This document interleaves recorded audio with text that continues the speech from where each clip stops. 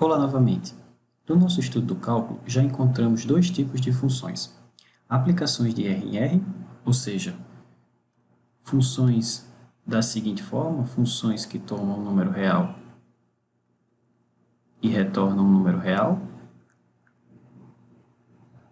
que costumamos denotar da seguinte maneira, y igual a f de x, né? dado um x aqui nesse conjunto D que chamamos de domínio, a imagem dele é representada por y igual a f de x, né? Esse carinha mora aqui nesse conjunto B, que é a imagem da nossa função. Então, já estudamos funções desse tipo e estudamos também aplicações de R em Rn, ou seja, uma função que toma um número aqui em R e retorna um vetor agora aqui em Rn. Né? Comumente nós denotamos esse objeto assim, f de t, t é um objeto que é um parâmetro, né? O número que mora aqui nesse conjunto D, que é o nosso domínio, e a imagem desse objeto normalmente é denotada assim, né? f1 de t, f2 de t, etc., até fn de t, ou seja, o resultado disso é um vetor. O que vamos estudar agora nessa sessão é basicamente o inverso dessa operação.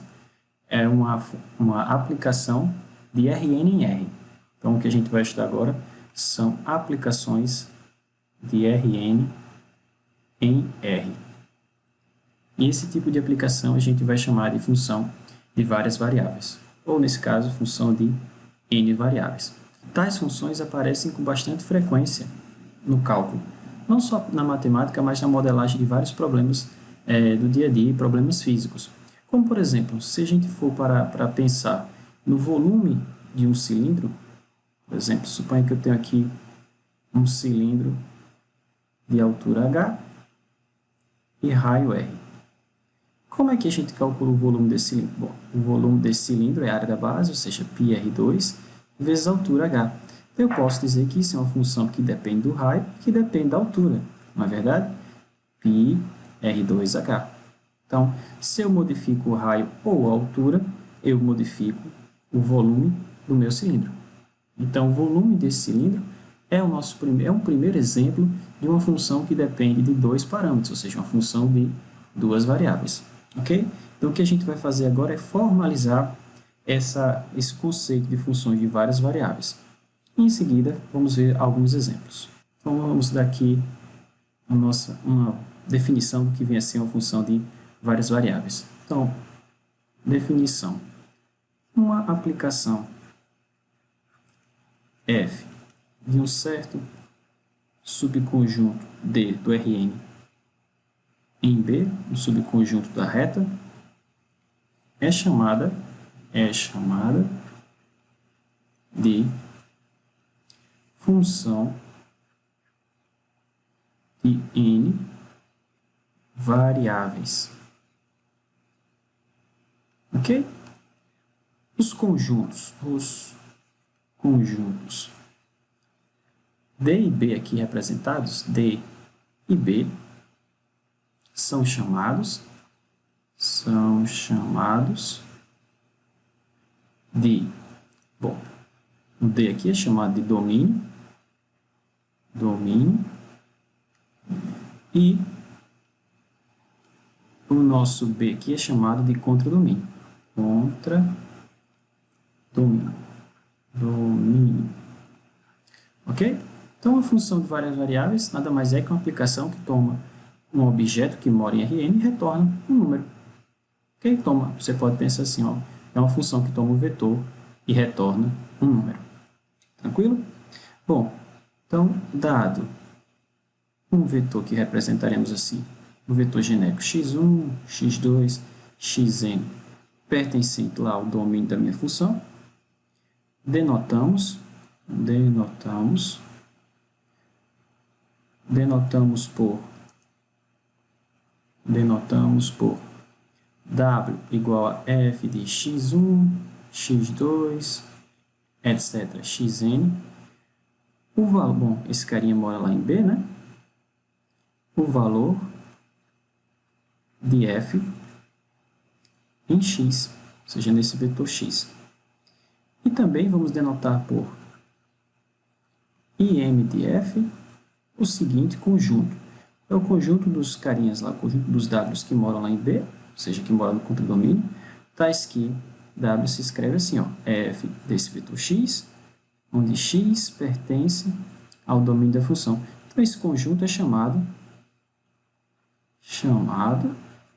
de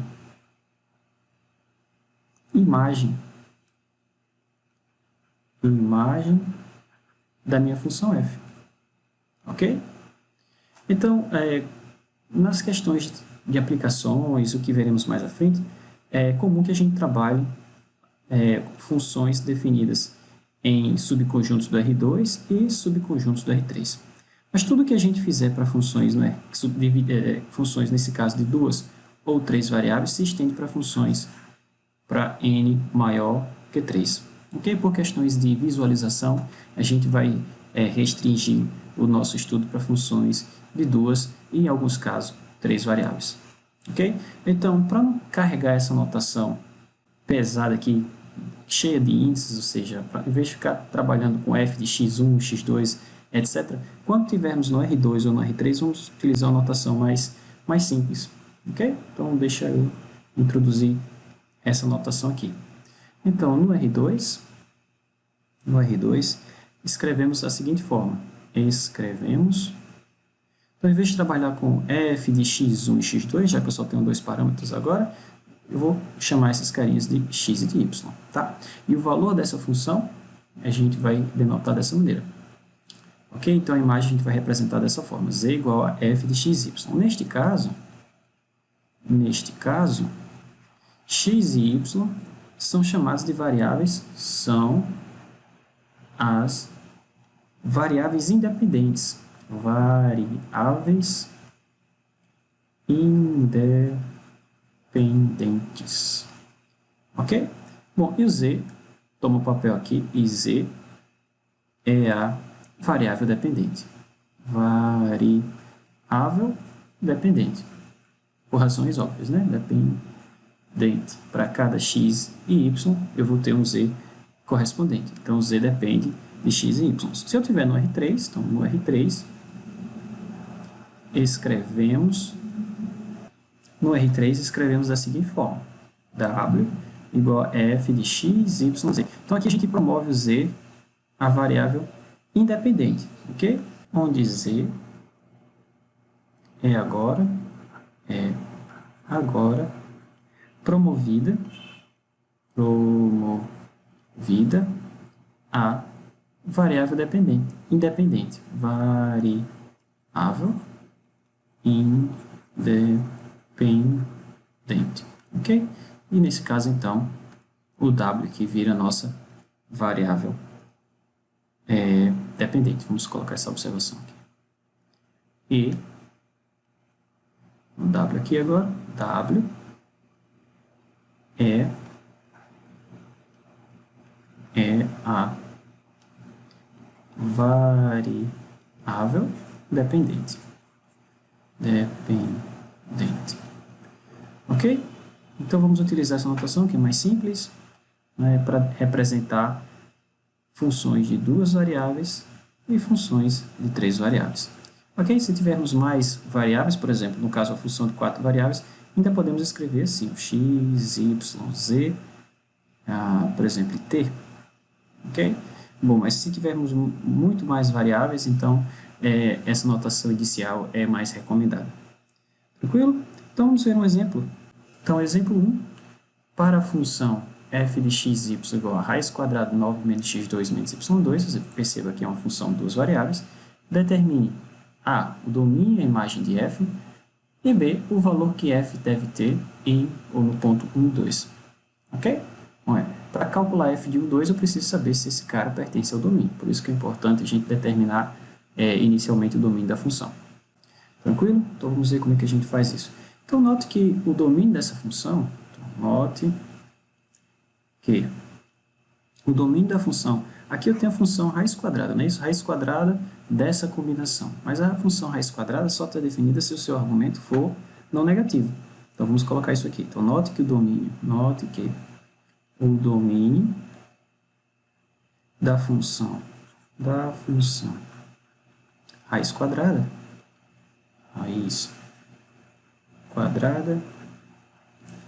é formada, ou é formado pelos reais não negativos, pelos reais não negativos, não é isso? Negativos. Então, sendo assim, logo, o que está aqui dentro do argumento, esse argumento da função, que está aqui dentro da raiz quadrada, tem que ser sempre maior ou igual a zero, não é verdade? Deixa eu ver mais espaço aqui. Então, logo, 9 menos x ao quadrado menos y ao quadrado tem que ser maior ou igual a zero. Bom, mas isso equivale, ou ainda, x ao quadrado mais y ao quadrado tem que ser menor ou igual a 9. Assim, o domínio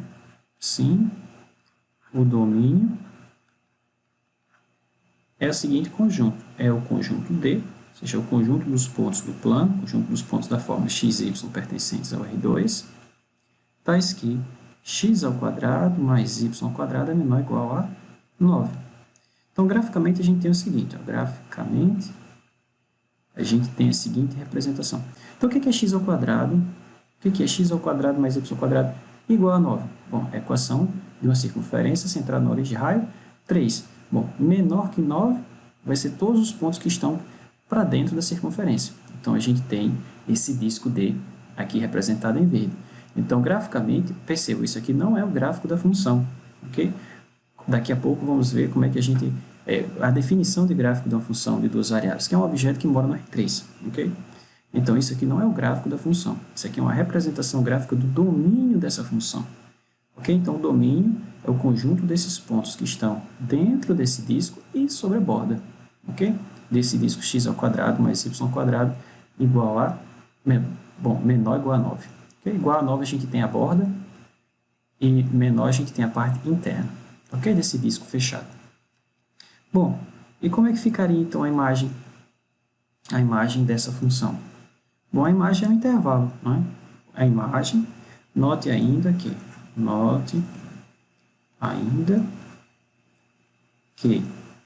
a imagem da minha função, a imagem de f, bom, ela é um intervalo da forma AB, onde A é o menor valor que a função pode ter, B é o maior. Mas qual é o menor valor que essa função pode ter? Bom, o menor valor, perceba como é que é a função, é a raiz quadrada de 9 menos x2 menos y2. Qual é o maior valor que ela pode ter? Bom, o maior valor que essa função vai ter vai ser exatamente quando x e y forem ambos nulos. Por quê? Porque aí eu não vou retirar nada desse 9 que está aqui. Então, isso acontece quando eu estou aqui na origem, ok? Então, aqui na origem, a função vai ter o maior valor possível. Mas se x e y forem ambos nulos, ou seja, se eu estiver na origem, aqui eu vou ter raiz quadrada de 9, que é 3. Então, o maior valor que a função pode ter é 3, ok? Bom, e qual é o menor valor que a função pode ter? Bom, é no outro extremo. Se eu estiver sobre a borda desse disco, x ao quadrado mais y ao quadrado vale exatamente 9. Então, essa combinação aqui específica, ó, x ao quadrado mais y ao quadrado vale 9. Como eu tenho esse menos aqui, 9 menos 9, 0. Então, a imagem dessa função é um intervalo fechado 0, 0, 3. Ok? Bom, então no item B, o que é que ele pede? Que a gente determine o valor da função do ponto I2. Bom, mas é importante saber se o ponto I2 pertence ao domínio da função. E pertence, né? A gente acabou de ver que, bom, se aqui for 1, 2, aqui 3, aqui for 1, aqui 2, aqui 3, a gente acabou de perceber, ou acabamos de ver que o domínio da função consiste nesse disco e a parte interna, mas o ponto 1 e 2 está aqui, ó. É um ponto interno ao disco. Então, eu posso calcular sem nenhum problema o valor da função nesse ponto. Ok? Vamos colocar essa observação. Como 1 e 2 pertence ao domínio da função, então eu posso simplesmente jogar lá o x na posição do x e o y na posição do y. Lembre, aqui é f de x e y sempre nessa ordem, ok? Então, se tiver x, eu vou substituir por 1 e y por 2. Então, vai ficar 9 menos x ao quadrado, ou seja, 1 ao quadrado, menos y ao quadrado. Ok? Então, a gente vai ficar com 9 menos 5, ou seja, 4, ou ainda f de 1 e 2 é igual ao ponto raiz quadrada de 4, que é 2. Ok? Então, perceba, se eu pego um ponto aqui fora do domínio da função, por exemplo, se esse carinha aqui for o ponto x igual a 5, y igual a 2,9, 2,9, colocar ponto para não confundir com essa vírgula que já tem aqui. Então, 2,9, eu não tenho como calcular o valor da função nesse ponto. Por quê? Porque esse ponto não pertence ao domínio da função. Então, não faz sentido jogar esses carinhas aqui na função. Ok? Tranquilo? Relembre lá da álgebra linear. Relembre da álgebra linear, que uma aplicação, uma função, né? Aplicação é sinônimo de função. Então, uma aplicação entre espaços vetoriais, aplicação, por exemplo, um espaço vetorial real V em um espaço vetorial U, então, entre espaços vetoriais, é dita ou é chamada linear, sempre que a seguinte coisa for válida: se f de uma constante vezes V1 mais um certo V2, V1 e V2 vetores que moram em Vzão, se isso for igual a alfa de f de V1 mais f de V2 para todos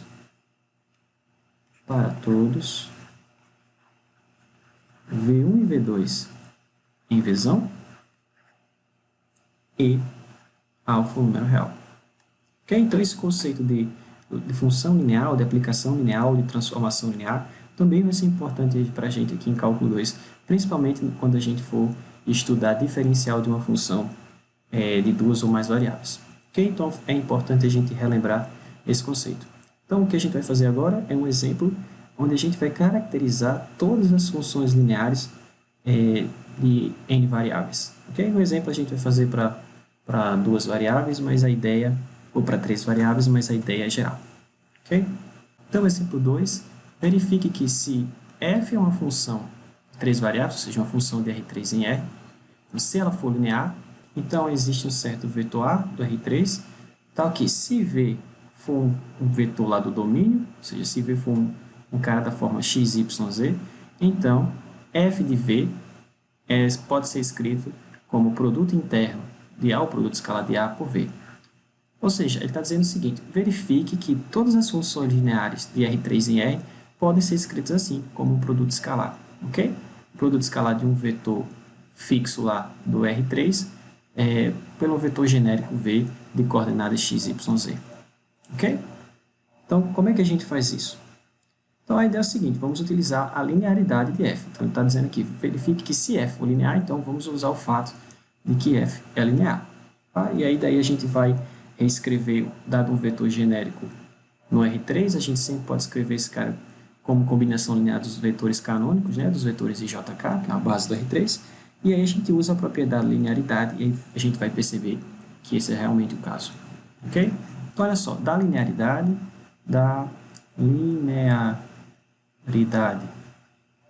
de f, temos que, então, se eu escrever, então, escrevendo o meu vetorzinho V de coordenadas ou de componente x, y, z da seguinte forma: xi mais yj mais zk, né? Eu posso escrever dessa maneira porque esse cara mora no R3 e o yjk forma uma base, né? Ortonormal. Então, segue que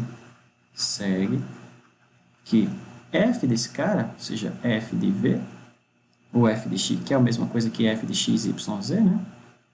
Isso pode ser escrito assim, ó, f de xi mais yj mais zk. Mas f é linear.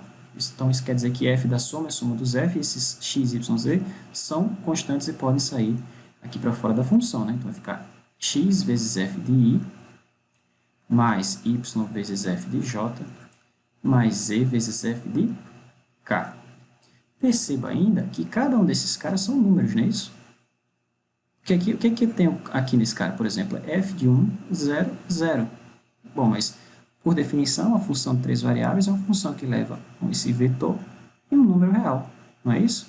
Então, cada um desses carinhas, cada uma dessas parcelas aqui que eu acabei de riscar, acabei de grifar, são números, tá certo? E são números fixos, né? Uma vez que você me fornece quem é a função, quando eu calcular o valor da função em cada um desses caras, eu vou ter um número único para cada um deles. Então, eu posso dar nomes a esses caras, então é isso que eu vou fazer agora. Então, definindo os números, vou definir esses caras assim, vou chamar A1 de f de i, A2 de f de j e A3 de f de k. Então, se eu fizer isso, olha só como é que essa expressão vai ficar reescrita. Então, definindo esses caras dessa forma, temos que, então, f de v ficou escrito assim, olha só, x vezes A1, né, ó, já tinha o x aqui, esse cara é A1, ou A1 vezes x, tanto faz, né, a ordem, produto de números reais é comutativo, então, A1x mais o próximo termo A2y, não é isso? A2y mais A3z. Ou ainda posso escrever assim, ó, A1, A2, A3, escalar o vetor de componentes x, y, z. Bom, que nada mais é que um certo vetor A do R3 e escalar o meu vetor V, onde A ficou definido ou identificado como esse vetor de componentes A1, A2 e A3. Ok? Então, ficou verificado que toda função linear, por exemplo, nesse caso, função linear de 3 variáveis, se escreve dessa forma. A diferença é que se eu tivesse uma função de n variáveis, a única diferença é que esse vetor A seria um vetor no Rn e esse vetor V seria um vetor no Rn. Ok? Então, no caso, a função de n variáveis, isso aqui ficaria como? A1x1 mais A2x2 mais etc. mais ANXN. Ok? Aqui eu estou utilizando aquela notação inicial porque eu tenho variáveis demais. Tranquilo? Então, toda função linear de n variáveis se escreve dessa forma. Não existe outra forma de você escrever uma função linear de n variáveis. Essa é a forma. A única coisa que pode variar aqui são esses coeficientes A1, A2 até a n. Cada um vai definir uma função diferente. Ok?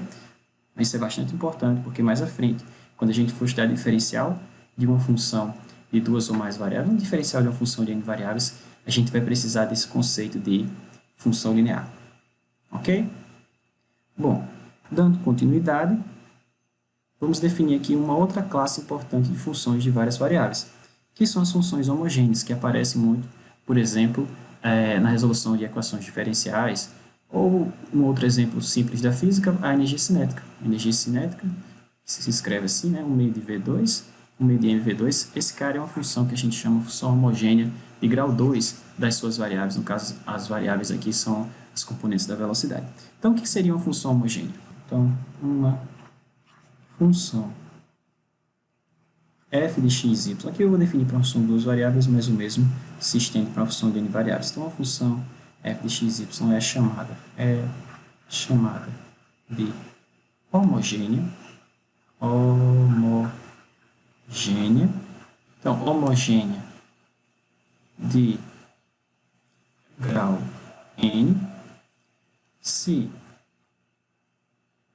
dado qualquer constante lambda diferente de zero, qualquer número lambda diferente de zero, existir um certo inteiro n com a seguinte propriedade, tal que f de lambda x lambda y é igual a lambda elevado a n vezes f de xy. Ou seja, a função ela se reescalona dessa maneira. Ou seja, se você multiplicar os parâmetros multiplicar xy pelo mesmo parâmetro lambda, o resultado é o valor da função nos pontos iniciais, ou seja, o valor da função em x e y antes de você alterá-los, vezes esse fator de escala, ou esse parâmetro, elevado a uma certa potência. Ok? Exemplo 3. Determine se as funções a seguir são homogêneas. Então, a gente tem esses dois exemplos, aqui no item A e no item B, essas duas funções f e g, e a gente vai ver se essas duas funções se elas satisfazem a definição, ou seja, se elas são homogêneas, e se forem, a gente vai identificar esse parâmetro de homogeneidade, que é o grau de homogeneidade da função. Ok? Então, vamos aqui primeiro para o item A. Então, tudo que a gente tem que fazer é reescalonar as variáveis, é calcular f de lambda x e lambda y, e depois de algumas simplificações, ver se o resultado é o produto de lambda elevado a alguma potência inteira vezes a função que você tinha inicialmente. Então, note o seguinte, note que então, vamos calcular f de lambda x, lambda y, ou então onde tiver x e y aqui na função, eu vou substituir por lambda x no lugar do x. Então, aqui tem x ao cubo, então vai ficar lambda x ao cubo, mais no outro termo eu tenho x, então lambda x, e eu tenho y ao quadrado, então lambda y ao quadrado. Então, tudo isso, que é 2, né, ao quadrado, vezes e elevado a menos. Bom, aqui eu tenho x, então vai ficar lambda x, dividido por, bom, aqui eu tenho y, então lambda y. Tudo isso dividido por x mais y, então lambda x mais lambda y. Então, o que eu vou fazer agora? Simplificar o que der. Bom, veja que aqui eu tenho lambda 3x3, aqui eu tenho lambda 3x vezes y ao quadrado, não é verdade? Aqui em cima, olha só, esse lambda cancelou com esse, e no denominador eu posso colocar um lambda em evidência. É isso? Então, vamos ficar com o seguinte, no numerador ficamos com lambda 3, que multiplica x3 mais x vezes y ao quadrado, olha só, vezes e elevado a menos x sobre y. No denominador, eu posso colocar um lambda de evidência, e aí vezes x mais y. Novamente, eu posso cancelar esse carinha com um desse aqui, e aí ficamos com o seguinte, ficamos com lambda ao quadrado, e note que o que sobrou é exatamente a função, é f de xy. Então, logo, a função é homogênea, logo, f é homogênea. Homogênea. E qual é o grau da função? Qual é o grau de homogeneidade? 2. É justamente esse parâmetro que aparece aqui. Então, ele é homogênea de grau 2. Ok? Homogênea, vamos colocar aqui, de grau 2. Tranquilo? Então, vamos ver agora o item B. Vamos fazer a mesma coisa. Então, nesse caso, perceba o seguinte. Deixa eu subir um pouco mais. Então, perceba aqui. Então, tudo que a gente vai ter que fazer é calcular g de lambda x, lambda y. Bom, mas a nossa função é ax mais by mais c. Então, vai ficar a, que multiplica lambda x, mais b, que multiplica lambda y, mais c. É isso? Bom, ainda posso colocar um lambda desse aqui em evidência para esse termo para esse. Então, vai ficar lambda, que multiplica ax mais by mais c. Perceba que isso é diferente de lambda que multiplica ax mais by mais c. Né? Bom, e isso aqui seria a nossa g, né? Então, se esse cara fosse igual a isso, não é, mas se fosse, a gente teria isso igual a lambda que multiplica g de xy. Mas perceba, não é igual. Então, minha função, essa função não é homogênea, a não ser que c seja zero. Se c for zero, então ela é homogênea. Mas se c for zero, o que acontece? O que eu posso afirmar acerca da minha função?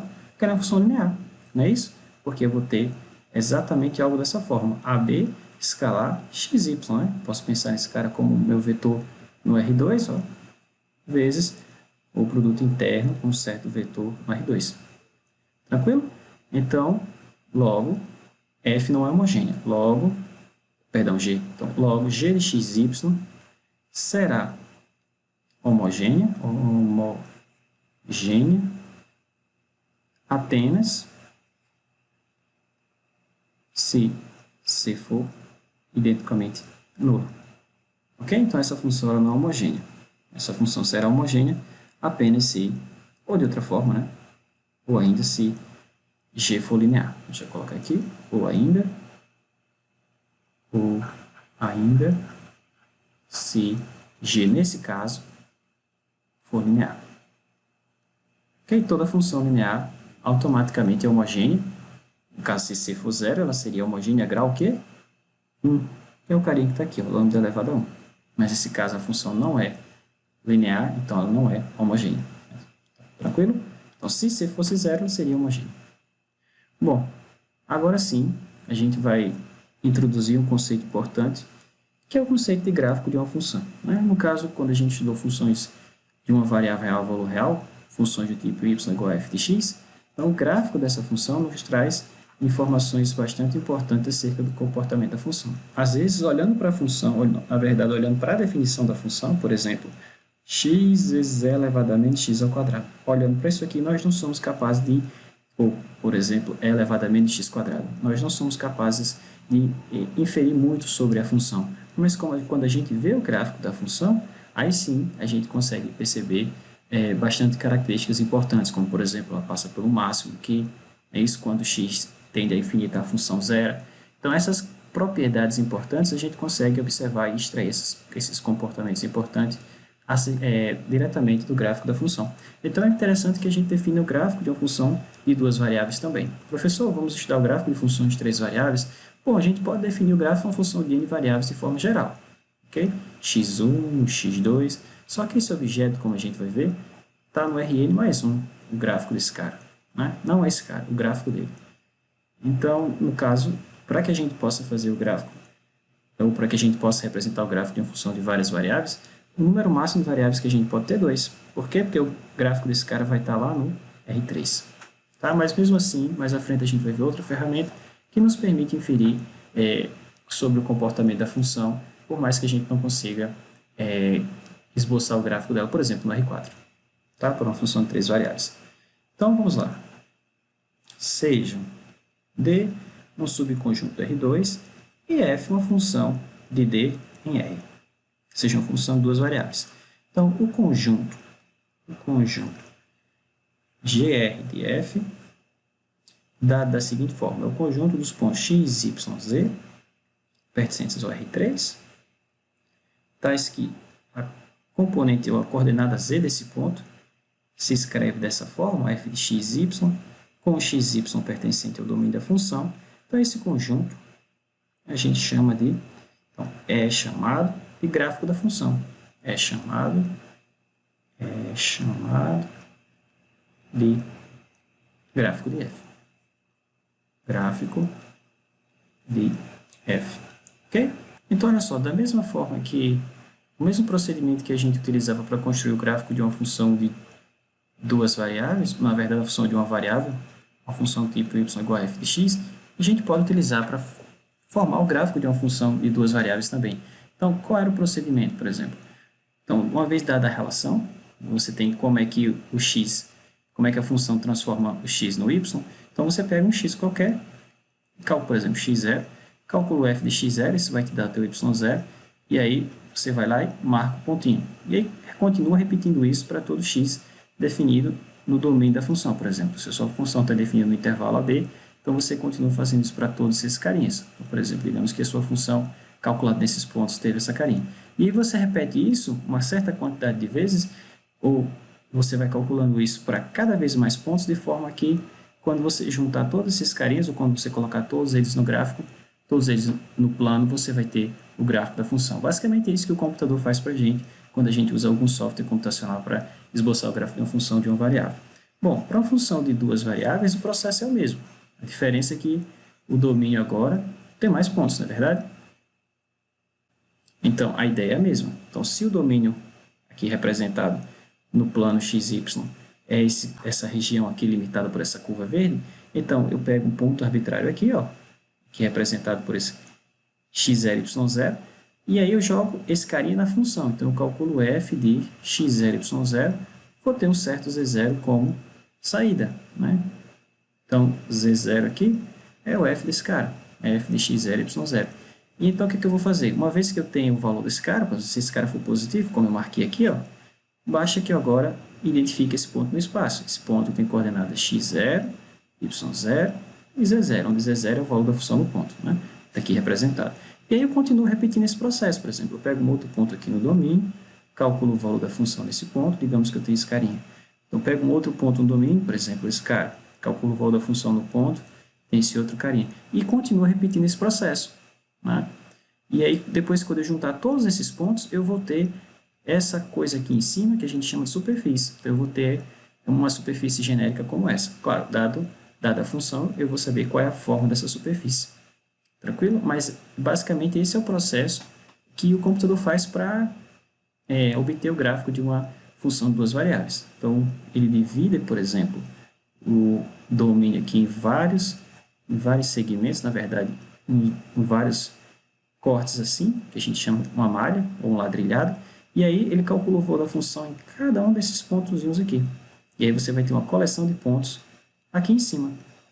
E aí, se você repetir esse processo para cada vez mais pontos aqui, ou seja, se você for refinando essa sua malha ou esse seu ladrilhado, você vai tendo uma resolução melhor aqui em cima. Você vai tendo mais pontos e essa coisa vai se tornando cada vez mais parecido com o gráfico real da superfície. Tranquilo? Então, uma observação importante que eu vou colocar aqui é que o gráfico de uma função de duas variáveis não é uma curva, é uma superfície, como eu acabei de chamar. Ok? Então, o gráfico de uma função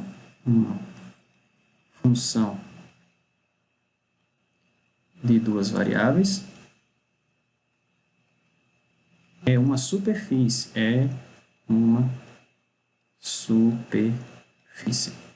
ok? Então, o que a gente vai fazer agora? Vamos ver um exemplo de como a gente pode esboçar o gráfico de uma função de duas variáveis. Então, o exemplo 4 pede o seguinte: esboce o gráfico da função definida dessa maneira: f de x e y igual a x quadrado 9 menos x2 menos y2. Ok?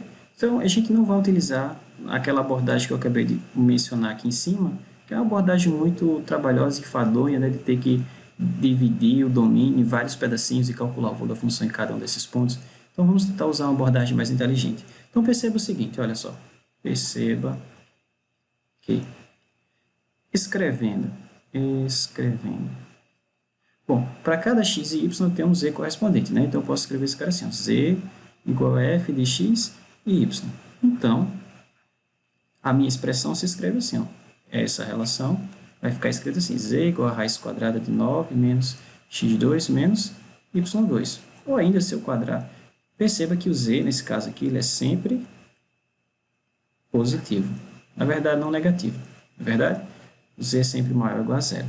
Então, isso aqui é a mesma coisa, essa observação vai ser importante. A gente escreve isso aqui assim, ó, z ao quadrado igual a 9 menos x2 menos y2. Mas se eu arrumar um pouquinho mais, eu percebo que o gráfico desse cara satisfaz essa equação aqui, ó, x ao quadrado mais y ao quadrado mais z ao quadrado igual a 9. Bom, mas como z é sempre maior ou igual a zero, então o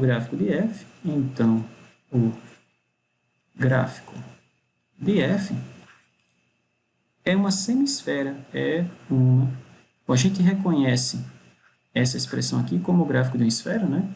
Ou reconhece isso como a superfície de uma esfera centrada na origem de raio, raiz quadrada de 9, que é 3. Mas como a coordenada z dos pontos que satisfazem aquela equação são todos positivos, então é só a parte de cima da esfera. Ok? Então, é uma semisfera de raio 3, centrada na origem. Ok? Então, aqui embaixo eu faço uma representação do gráfico dessa superfície. Então, perceba que é só a parte de cima, só o hemisfério superior, onde a coordenada z desses pontos que estão aqui em cima são sempre maiores ou iguais a zero. Ok? Então, aqui eu vou colocar uma pequena observação de coisas que a gente já deve ter visto ao longo do nosso curso, ou ao longo de cursos anteriores que vocês já devem ter feito. Então, olha só, relembre que o conjunto de pontos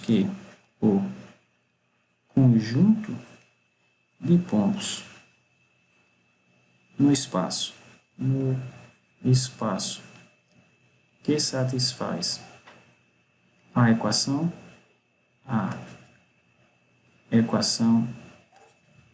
que satisfaz a equação, olha só, a x2 mais b, y2 mais c, z2 mais d, xy mais e, yz mais f, xz mais gx mais hy mais iz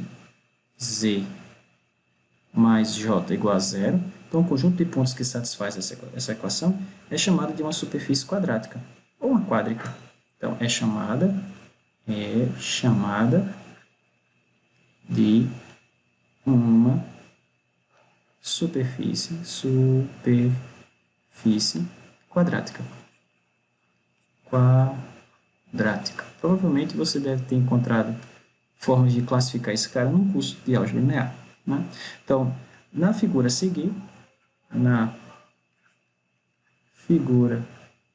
a seguir, temos as principais quádricas básicas na forma padrão. Quádricas na forma padrão. Então, dizer que a forma é padrão é dizer que esses caras estão todos, a origem é o centro de cada um desses carinhas, tá certo? Então, por exemplo, ó, um elipsoide, a forma padrão do elipsoide centrado na origem é essa. Um cone, tá aqui. Um paraboloide elíptico, um hiperboloide de uma folha. Então, esses caras são importantes que a gente se lembre como trabalhar com esses caras de forma simples, tá certo? Como representar o gráfico desses carinhas. Tá ok? Então, eu coloco aqui apenas como uma breve recapitulação de coisas que a gente já deve ter visto. Tá bom? Então, mais à frente a gente vai trabalhar com essas superfícies, então é bom a gente saber identificá-las de forma rápida. Claro, se a gente se esquecer, a gente pode utilizar a ferramenta que eu vou mostrar a seguir, que é a das curvas de níveis, para que a gente consiga obter o gráfico desses carinhas. Tranquilo? Então, vamos lá. Então, vamos à definição agora do que a gente chama de curvas de níveis. As curvas de níveis são importantes ferramentas que nos permitem determinar ou nos permitem, a partir desses caras, construir o gráfico de funções de duas variáveis. Tá ok? Então, basicamente a ideia é a seguinte, todo mundo já deve ter visto, por exemplo, um mapa de relevo, onde, por exemplo, se isso aqui for uma montanha, então, para que a gente represente essa montanha no plano, então, normalmente, o que aparece para a gente num gráfico, aqui no mapa, por exemplo, aqui, Y e X. Então, no mapa, às vezes, aparecem coisas assim, né? E esses carinhas, e aí, ao lado desses caras, aparecem valores, por exemplo, aqui 10 metros, aqui 20 metros, 30 metros, 40 metros, e assim por diante. Ou seja, se você estiver sobre essa curva, você está sobre uma superfície que está a 10 metros acima do nível do mar. Se você está ao longo dessa curva, por exemplo, aqui 10 metros acima do nível do mar, aqui 20, aqui 30, aqui 40, e assim por diante. Então, a ideia é o seguinte, como é que é construído esse tipo de gráfico? A gente dá um corte nessa figura, dessa maneira, ou seja, de forma paralela ao XY, e a gente obtém, cada corte aparece uma figura diferente, olha só. E aí você junta todas essas figuras no plano. Então, quando a gente faz isso, o gráfico que aparece é chamado de curvas de nível, ok? Esses números que aparecem aqui ao lado das curvas são chamados de níveis, ok? Claro que dependendo do seu problema, você tem interpretações diferentes. Por exemplo, se você tem uma placa metálica, aquece essa placa metálica, você vai ter uma distribuição de temperatura. Então, a temperatura vai variar nessa placa como função da posição. Ok? Cada ponto aqui vai ter uma temperatura diferente. Então, pontos nessa superfície onde a temperatura são constantes, onde a temperatura é constante, por exemplo. Então, por exemplo, se ao longo dessa curva a temperatura é constante, essa curva ela é chamada de isotérmica, né? Existem também curvas onde a pressão é constante, são chamadas de isobáricas, curvas onde o potencial elétrico é constante, a gente chama esse cara de aqui potenciais. Então, todos esses carinhas são exemplos de curvas de nível que a gente vai definir agora, ok? Deixa eu só subir um pouquinho mais aqui. Pronto. Então, vou fazer isso para funções de duas variáveis, depois para três variáveis a gente vai ver que existe uma analogia, só que em vez do termo ser curvas de nível, a gente vai ter um termo mais abrangente. Então, sejam, deixa eu colocar aqui, sejam. Então, f, novamente, é uma função de duas variáveis, então, a função de R2 em R, e K é uma constante, K é um certo número real, ok? Então, o conjunto, que eu vou representar assim, ó, CKF, definido da seguinte maneira, então, é o conjunto dos pontos que pertencem ao domínio da função, ou seja, está lá no plano, mas está no domínio da função também, da forma f de x que satisfaz essa equação, né, f de x y igual a essa constante k, então é chamado de curva de nível. De curva de nível de f, né, da função f, então de f, com nível k. Então, com nível k. Então, pensa nesse k como a altura ou profundidade do plano que você vai usar para cortar a sua superfície em questão. Então, à medida que você tinha a sua superfície inicial aqui, está aqui o gráfico dela, e você cortou e apareceu essa curva. Então, você cortou numa certa altura k, por exemplo, se isso aqui estiver acima do plano xy. Ok? Então, pensa nesse k como uma altura onde você dá o corte na figura para que apareça essa curva que você vai planificar, que você vai colocar no plano. Então, vocês vão ver mais à frente que a gente pode utilizar essa ideia de curva de nível para reconstruir o gráfico da função. Ok? A gente vai ver isso mais à frente. Então, como eu falei, a ideia é o seguinte, você tem aqui uma superfície, aqui, como por exemplo essa aqui em azul, e perceba que se eu cortar essa superfície com esse plano aqui em vermelho, em cada altura que eu cortar diferente, eu tenho uma curva diferente. Aqui parece ser círculos, né? Ou elipses. Ok? Então, cada corte que eu dou aqui, eu tenho uma curva diferente, aqui projetada no plano XY. E cada curva dessa, cada corte desse corresponde a um K diferente. E aqui a gente pode, como a figura está acima do plano XY, a gente pode perceber, ou pode atribuir esse K como altura. Então, em cada altura diferente que eu corto essa figura, eu tenho uma curva diferente. Então, o conjunto dessas curvas são chamadas de curvas de nível da função. Tá certo? Curvas de nível. Então, o que é que a gente vai fazer agora? Um exemplo onde a gente vai identificar as curvas de nível de uma função, duas variáveis. Então, exemplo 5, determine as curvas de nível para a função f de xy igual a raiz quadrada de 9 menos x2 menos y2. Então, essa função é aquela que a gente vem trabalhando desde o início da aula, tá ok? A gente já viu como determinar o domínio dela, a sua imagem, já vimos como é o gráfico da função. Então, a gente vai utilizar essa mesma função para encontrar as curvas de níveis e depois a gente vai ver que a partir das curvas de nível eu posso reconstruir o gráfico da função, que é o que a gente já conhece nessa altura do campeonato. Né? Então, vamos lá. Então, primeira coisa, observe que a gente já calculou, já determinamos a imagem dessa função e a imagem dessa função intervalo 0 a 3. Ok? Então, o que a gente vai fazer? Vou fazer o seguinte, eu quero saber que pontos são esses que surgem quando eu faço a minha função igual a constante. Então, tem o gráfico dela lá, e aí eu vou e corto essa função, corto o gráfico dessa função numa certa alturinha k. Eu posso falar de altura porque k é sempre positivo, né? Esse k, ele mora aonde? Na imagem da função, tá certo? Então, nesse caso, k para a gente está no intervalo de 0 a 3. Então, como é 0 a 3 é sempre positivo. Então, a ideia é a seguinte, a gente conhece o gráfico dessa função, mas suponha que a gente não conhecesse. Então, está aqui um gráfico genérico, tá certo? A minha função genérica. E aí, ao cortar essa função, ao cortar o gráfico da função numa certa altura k, que curva é essa que aparece aqui? É isso que a gente quer identificar. Tá bom? Então, vamos lá. Então, observe que a imagem é o conjunto 0,3, né, no intervalo 0,3. Assim, dado um número nesse intervalo, 0 a 3, devemos identificar a seguinte coisa. Devemos identificar o seguinte conjunto, né? O seguinte conjunto. Que conjunto? Esse aqui, ó. Conjunto CKF, que é o conjunto formado pelas curvas de nível da função, conjunto dos pontos. Dessa maneira, está escrito f de xy, mas quem é o meu f agora? É raiz quadrada de 9 menos x2 menos y2. Isso é menor ou igual a k. Certo? K é uma constante arbitrária, mas que mora nesse intervalo. Então, que curvas são essas? Para cada k eu tenho uma curva diferente. Então, que curvas são essas? Então, tudo que a gente tem que resolver, na verdade, é o seguinte, dizer que raiz quadrada de 9 menos x2 menos y2 é menor ou igual a k, se eu quadrar dos dois lados, isso é equivalente ao seguinte, note que essa desigualdade, raiz quadrada de 9 menos x2 menos y2 menor ou igual a k, se eu quadrar dos dois lados e passar, e simplificar um pouco, eu posso reescrever esse carinho assim, x ao quadrado mais y ao quadrado igual a, menor ou igual não, né, professor? Igual.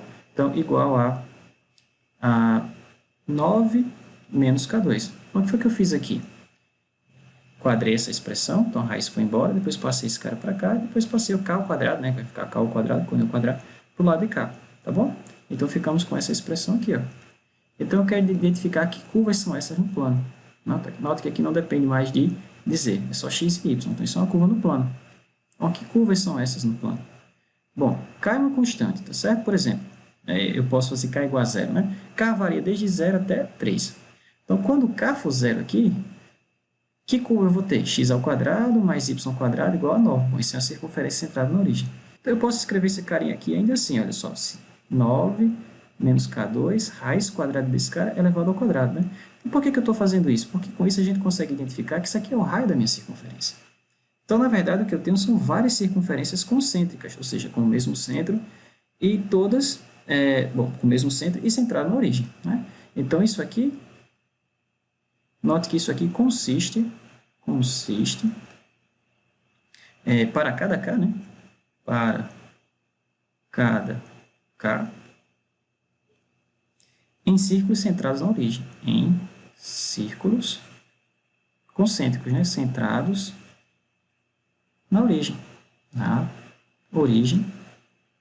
E de raio.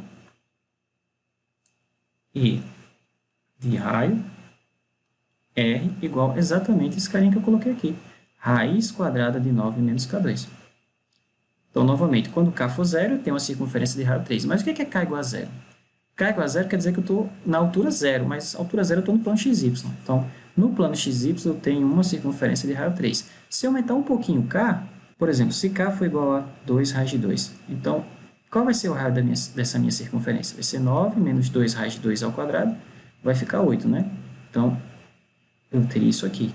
Então, nessa altura, a 2 raiz de 2 unidades acima do plano XY, eu tenho outra circunferência, mas de raio menor. Tá certo? Então, à medida que eu faço o K variando no intervalo 0 a 3, eu vou tendo outras circunferências. E perceba que quando o K for 3, eu vou ter algo engraçado, olha só.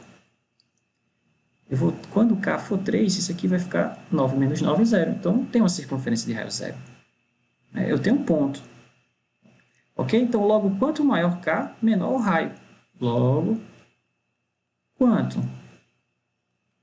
maior for K, menor o raio. Isso aí é óbvio daqui, né? Claro. Né? É 9 menos K ao quadrado, né? Estou subtraindo K. E quando subir um pouquinho mais, e quando K for 3, quando K for igual a 3, então vamos ter o seguinte, olha só. Temos x ao quadrado mais y ao quadrado igual a... Bom, aqui a gente já viu que vai ficar 9 menos 9, 0. Mas que conjunto, que curva é essa? Tá que x ao quadrado mais y ao quadrado é igual a 0. Não tem como, né, professor? Porque x ao quadrado é sempre positivo, y ao quadrado é sempre positivo. Como é que eu somo dois números positivos dá 0? Bom, isso só acontece se o x e y forem simultaneamente 0, né? Que corresponde à origem, né? No plano XY corresponde ao ponto 0, 0. Ok? Então, sem mais delongas, deixa eu mostrar aqui como é que a gente fica com esses carinhas.